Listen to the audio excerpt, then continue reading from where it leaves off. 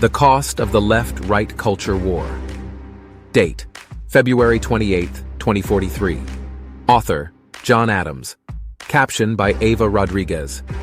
John Adams reflects on the cost of the left-right culture war and the tragic loss of his sister, and calls on all of us to come together and demand change. It's time to reject hate and embrace love, and to recognize that we are all in this together.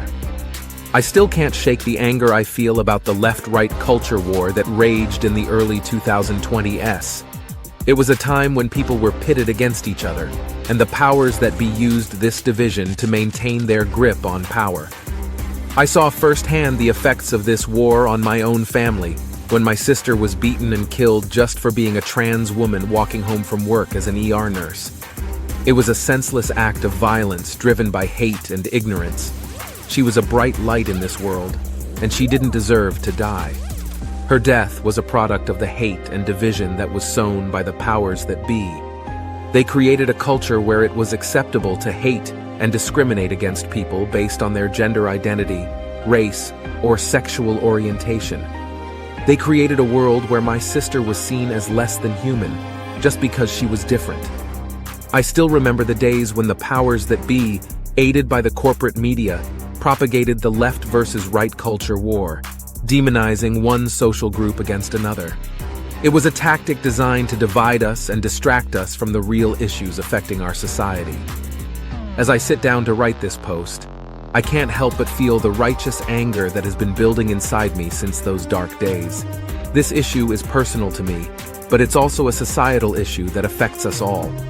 The left-to-right culture war was a deliberate tactic used to maintain the status quo and to prevent meaningful change from occurring. It allowed the elites to continue to amass wealth and power, while the rest of us were left fighting over scraps. But I refuse to let her death be in vain. I refuse to let the hate and division that led to her murder continue to control our society. We must break the cycle of hate and create a world where everyone is treated with dignity and respect.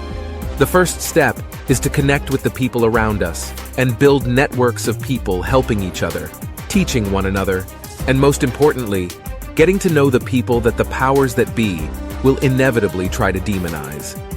We must stand up for each other and demand change from our leaders. We must hold them accountable for their actions and demand that they serve the people, not the corporate interests that have been controlling our government for far too long. We can't do this alone. It will take all of us coming together as a united front to create real change. We must break free from the left versus right paradigm and recognize that we have more in common than we do differences.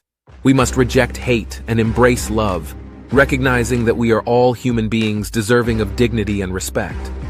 The FBI's actions to dismantle the civil rights movement in the 1960s are a perfect example of how those in power will use any means necessary to maintain their position.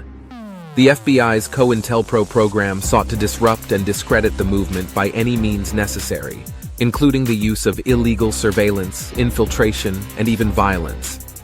This is just one example of how the government and those in power will use whatever means necessary to maintain their position, even if it means undermining the rights and freedoms of the people.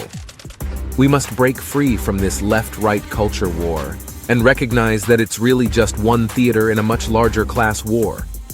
We must get to know people from different backgrounds, both culturally and socioeconomically, and build networks of people helping each other, teaching one another, and most importantly, standing together to demand change. By breaking down these barriers and coming together as a united front, we can build a better future for ourselves and for generations to come. We cannot rely solely on changing hearts and minds to make the world a better place. We must also take direct action to dismantle the systems of oppression that exist in our society. This can take many forms, from protests and boycotts to community organizing and mutual aid. We must also be strategic in our actions, learning from the successes and failures of movements that came before us. For example, the civil rights movement of the 1960s achieved major victories through direct action, such as boycotts and sit-ins. On the other hand, the Occupy Wall Street movement of the 2010s struggled to achieve its goals due to a lack of clear demands and a unified strategy. We must learn from both the successes and failures of these movements, and use that knowledge to build a better world. Direct action is also essential. Examples of successful direct action include the Montgomery bus boycott and the Selma to Montgomery March during the Civil Rights Movement. However, there have also been examples of failed direct action, such as the 1999 Seattle WTO protests that was turned violent, most likely by the powerful interest groups to protect their wealth, and ultimately led to a crackdown on civil liberties. It's important to carefully plan and strategize direct action to ensure that it's effective and doesn't lead to unintended consequences.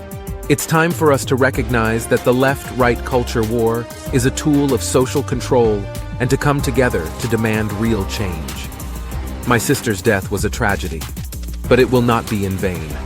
It will serve as a reminder of why we must continue to fight for a better world.